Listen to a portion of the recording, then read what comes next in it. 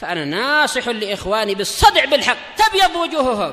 السكوت في مسألة الحزبية يضرها، فاصدع بما تؤمر وأعرض عن المشركين. سلامي على دماج ورجالها والشيخ يحيى ودار العلم يا سعد بانيها. الرحمن الرحيم. Qalat Syaikhah Ummu Abdillah Al-Ba'daniyah hafizahullah. Kita belum selesai dari cerita tentang Nabi Isa ini ya, pembahasan ayat. Tentang firman Allah Ta'ala, barrafa'ahu Allahu ilaih. Bahkan Allah mengangkat Isa kepadanya, yaitu mereka tidak membunuhnya, tapi Allah menyelamatkannya.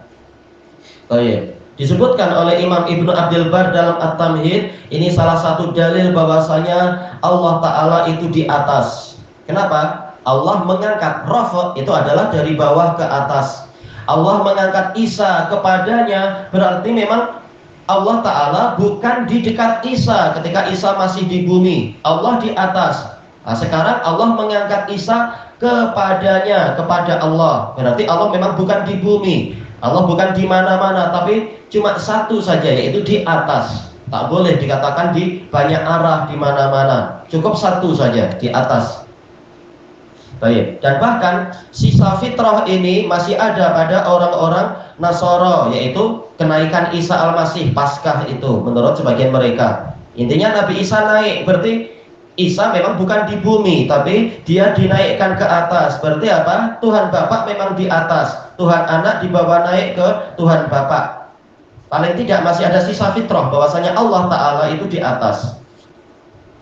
Baik. Wa kana Allahu azizan hakima, dan Allah benar-benar dan senantiasa. Karena dengan isim fa'il atau sigat mubalaghah itu menunjukkan kepastian dan terus-menerus. Senantiasa Allah Maha Perkasa. Walaupun orang satu negara membuat tipu daya pada Nabi Isa, bahkan itu negara terbesar di dunia waktu itu, negara Romawi.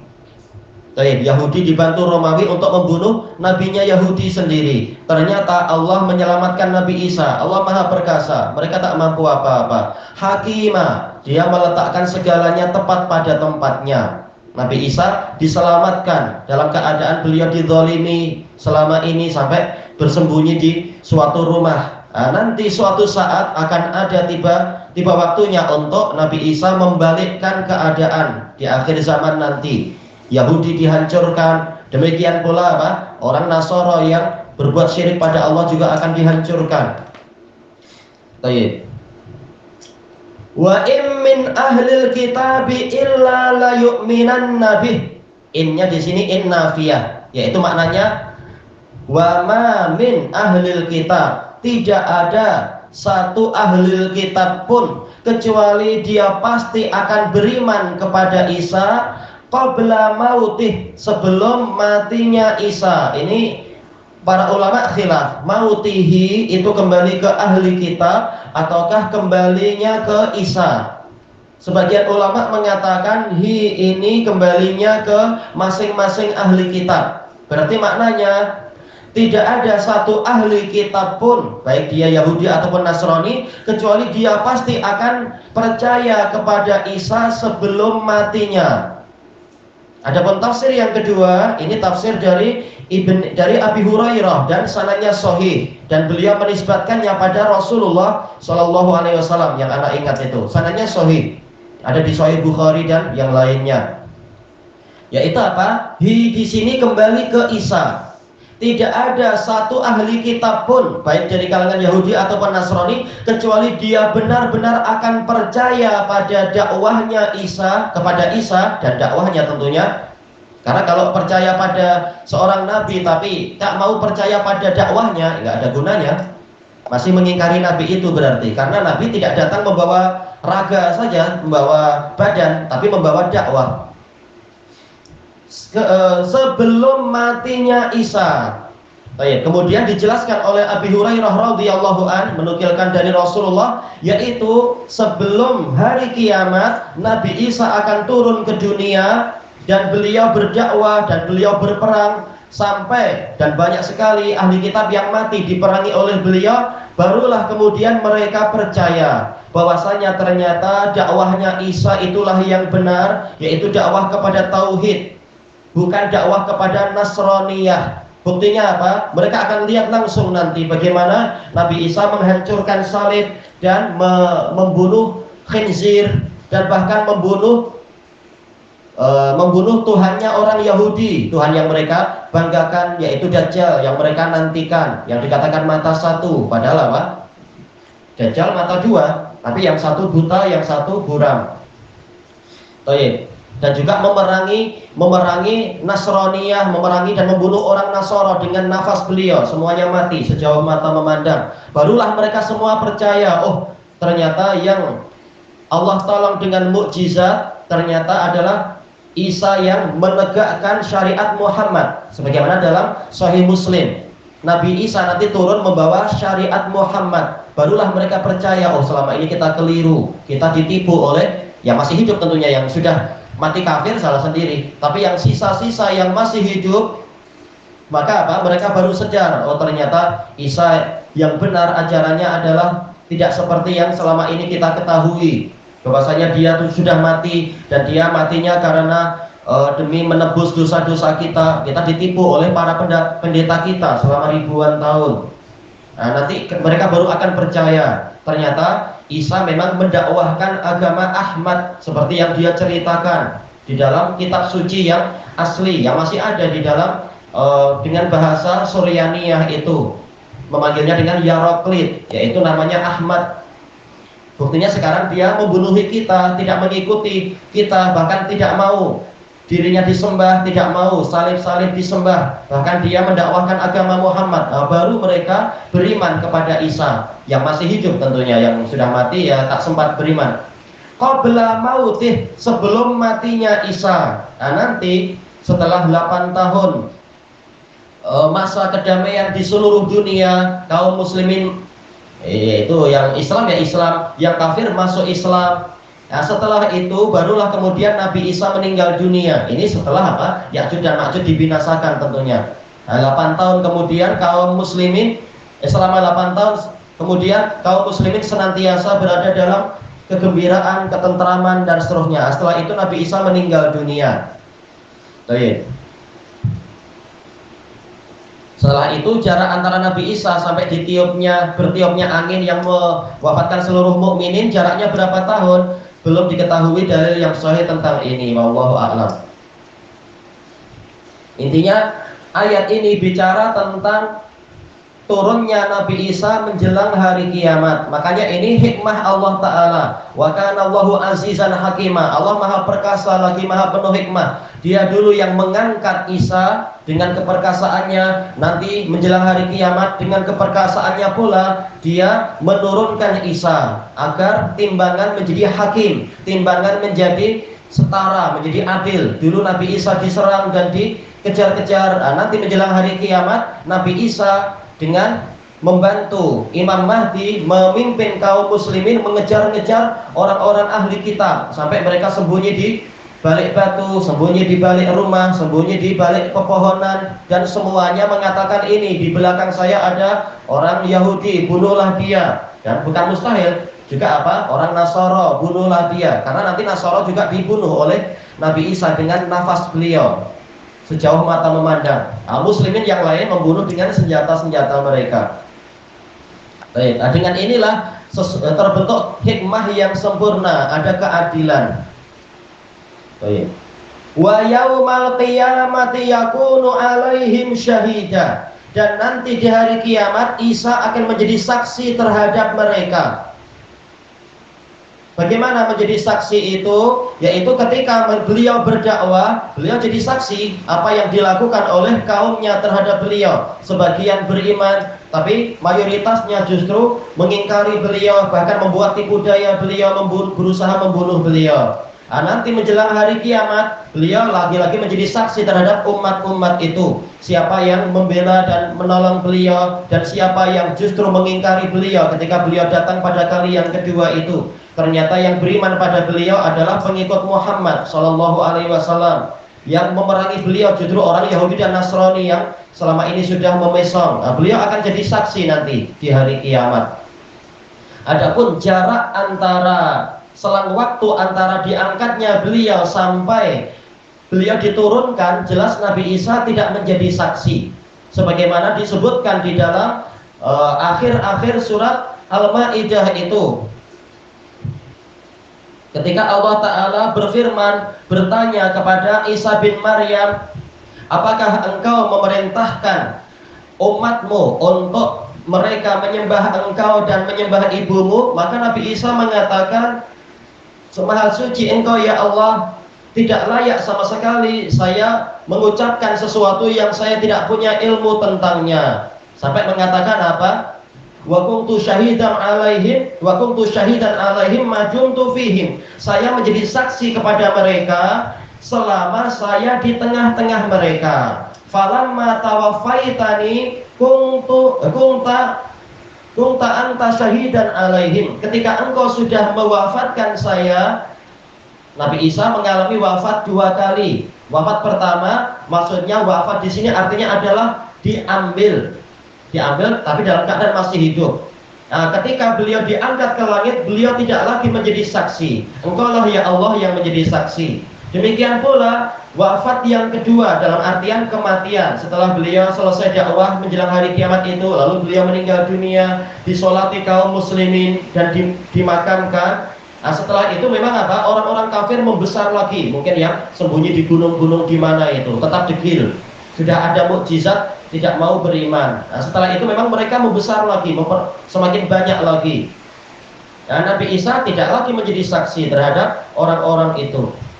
Baik, makanya ayat ini, ayat yang disebutkan dalam An-Nisa, Nabi Isa jadi saksi bagi mereka ketika beliau hadir di bumi. Kehadiran yang pertama yang dulu, kehadiran kedua adalah nanti menjelang hari kiamat. Baik, ini untuk menggabungkan antara ayat An-Nisa ini dengan ayat Al-Maidah yang Nabi Isa mengatakan apa? Ketika engkau mewafatkan saya, maka engkaulah yang jadi saksi. Saya tidak tahu tentang perbuatan umat saya yang justru menyembah saya dan menyembah ibu saya. Baik, wa bi qaulihi subhanahu wa ta'ala, juga dengan firman Allah Subhanahu wa ta'ala, id qala Allahu ya Isa inni mutawaffik wa rafi'uka ilai. Ingatlah ketika Allah berfirman, wahai Isa, sesungguhnya aku akan mewafatkanmu. Nah, ini wafat yang pertama. Artinya bukan mematikan, tapi maknanya adalah qabiduka, mengambilmu, wa rafi'uka ilai, dan mengangkatmu kepadaku. Kata Imam Ibnu Taimiyah rahimahullah, ini dalil bahwasanya Allah di atas, bukan di bumi atau di mana-mana. Buktinya apa? Allah mengangkat Isa kepadanya. Berarti selama ini Allah tidak di samping Nabi Isa. Allah bukan di sini. Allah di atas langit sana. Wa mutahhiruka minal ladzina kafaru, dan aku akan menyucikan engkau dari orang-orang kafir.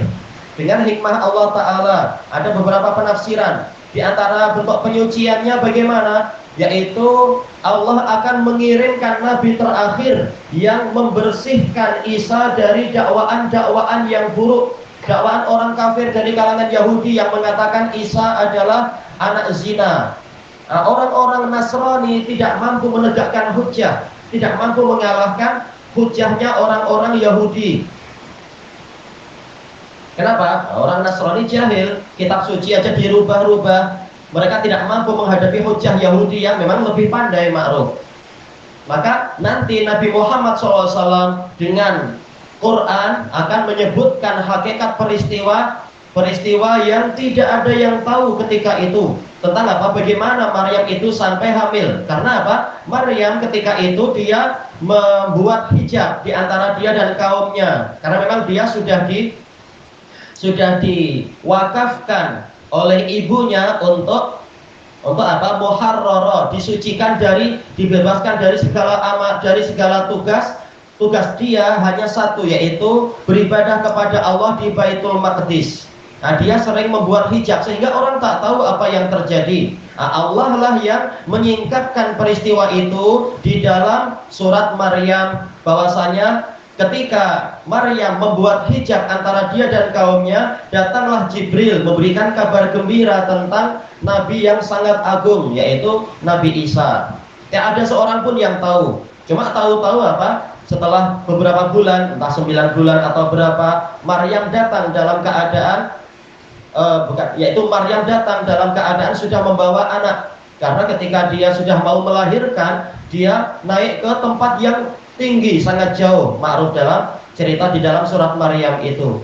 Nah, orang Yahudi tak tahu apa yang terjadi. Nah, tahu-tahu Nabi yaitu apa? Tahu-tahu Maryam datang membawa bayi, lalu mereka menuduh ini dan itu dan seterusnya.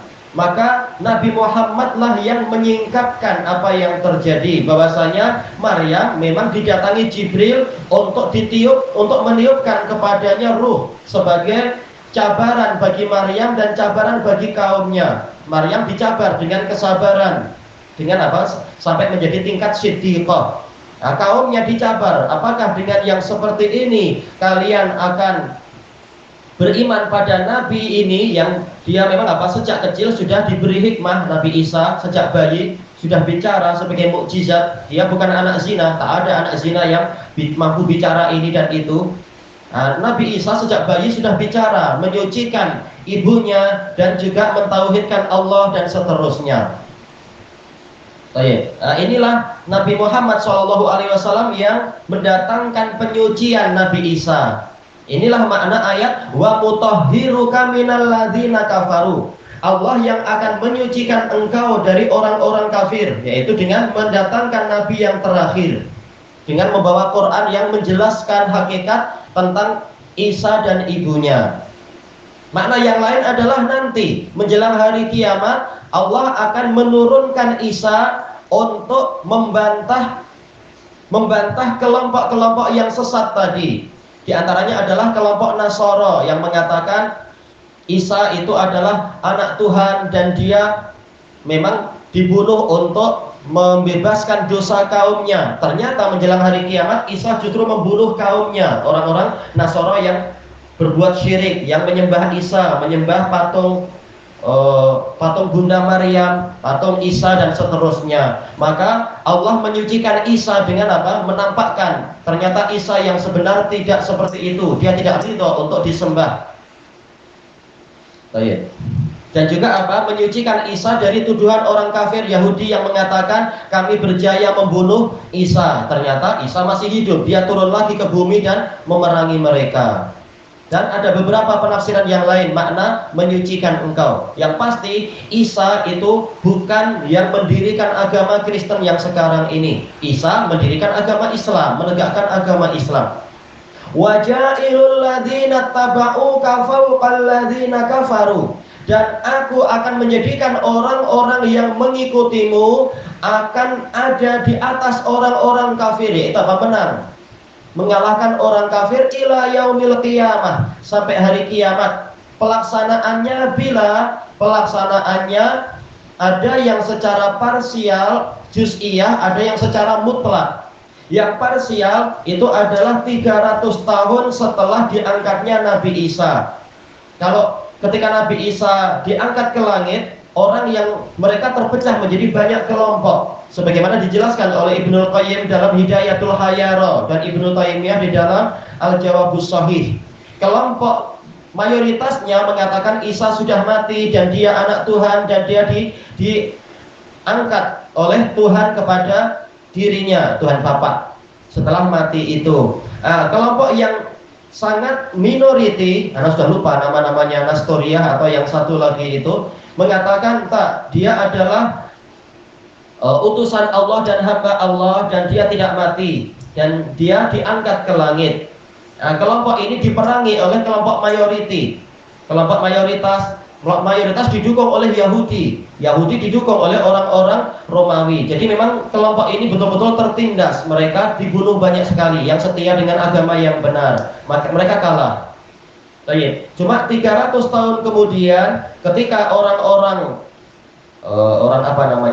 ketika orang-orang Romawi negaranya pecah jadi dua, Romawi yang berpusat di Konstantinia,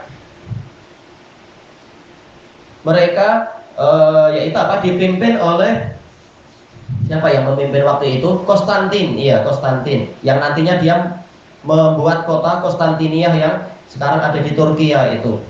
Dia masuk Islam bersama ibunya. Islam dalam artian Islam Kristen.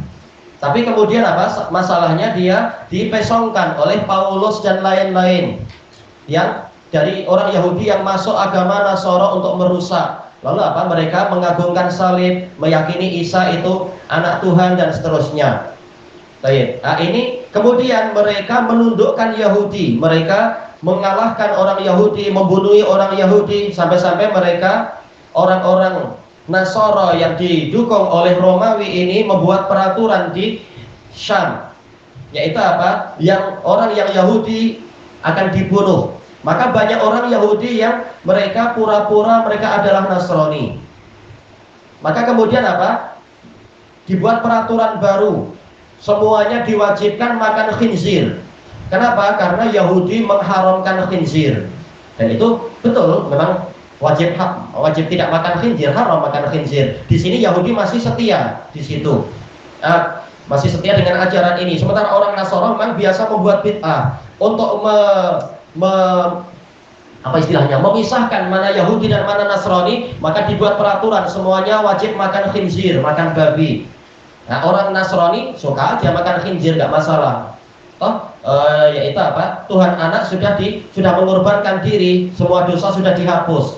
Nah, sebagian orang Yahudi mereka tak mau, ini tak boleh lah. Maka ketahuan, kok Yahudi, lalu dibunuh.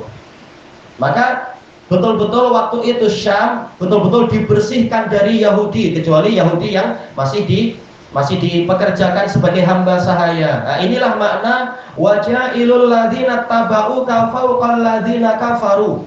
Dan Allah menjadikan orang-orang yang mengikuti engkau ada di atas orang kafir, di atas orang Yahudi, selalu apa? Mengalahkan orang Yahudi. Ila yaumil qiyamah, sampai hari kiamat, yaitu selama beribu-ribu tahun. Mau alam apakah kita katakan beribu-ribu tahun? Karena jaraknya enggak sampai beribu-ribu tahun, sampai 600 tahun, 600 tahun kemudian sampai datangnya Nabi Muhammad SAW, orang Yahudi tak punya negara sama sekali. Mereka tertindas, mereka dicerai beraikan di seluruh dunia. Sebagaimana itu Anda baca di dalam kitab Akhbar Madinah. Sampai mereka terpencar-pencar di mana-mana dan seterusnya, selalu ditindas.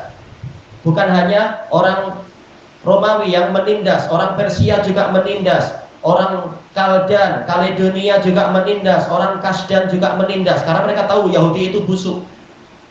Tapi intinya apa? Yaitu negara yang mengikuti Kristen selalu menundukkan orang Yahudi.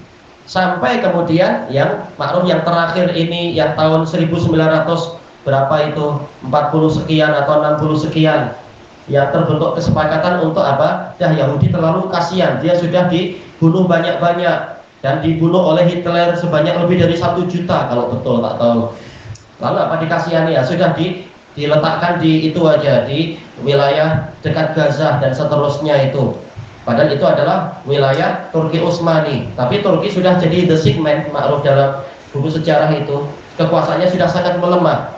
Nah, Yahudi barulah kemudian Yahudi memiliki negara kecil yang itu pun penuh dengan rasa takut, penuh dengan ini dan itu. Dan disebutkan oleh Ibnul Qayyim, sepanjang sejarah orang Yahudi walaupun mereka itu sangat kaya dan sangat pandai, selalu mereka ada di balik tabir. Selalu yang maju ke depan adalah orang-orang Nasara, kepala negara Nasara. Kepala negara Yahudi selalu takut, hanya mengatur di balik dinding saja, baik dari Freemasonry-nya ataupun yang lain-lain. Mereka selalu di balik dinding mengendalikan dunia katanya. Tapi mereka tak berani ke depan. Mereka selalu dalam jiwa yang inferior dan seterusnya. Nah, makanya dikatakan orang yang ikut Isa walaupun ikut secara penisbatan saja akan selalu menang di atas orang Yahudi. Orang Yahudi tak punya kekuasaan yang jelas. Walaupun mereka kaya raya, mereka secara politik itu tidak mendapatkan kebanggaan apa-apa, karena yang nampak adalah orang-orang Nasara. Baik, sampai hari kiamat. Nah, ini kemenangan yang mutlak. Siapa yang mengikuti Isa dijelaskan oleh Fadilatul Syekh Muhammad Taqiyuddin Al-Hilali, guru Syekh bin Baz. Ini adalah kaum muslimin pengikut Nabi Muhammad, karena mereka lah yang mengikuti Isa yang mengajarkan tauhid. Mereka nanti dipimpin oleh Imam Mahdi dan Nabi Isa menundukkan Yahudi dan Nasrani. Inilah kemenangan yang mutlak. Bukan hanya mengikuti Isa secara dakwaan, tapi betul-betul ikut Isa secara akidah dan seterusnya. Mereka ini menang, kaum muslimin akan menang, semuanya akan kalah itu. Baik. Summa ilayya marji'ukum, lalu kembalinya kalian hanyalah kepadaku. Fa'ahkumu bainakum fima kuntum fihi takhtalifun. Lalu aku akan menghukumi di antara kalian di dalam perkara yang dulu kalian perselisihkan. Baik itu Yahudi ataupun Nasrani ataupun kaum muslimin, perselisihan tentang apa status Nabi Isa dan seterusnya. Ilahuna wallahu a'lam. Ini Pak paling panjang kali ini ya.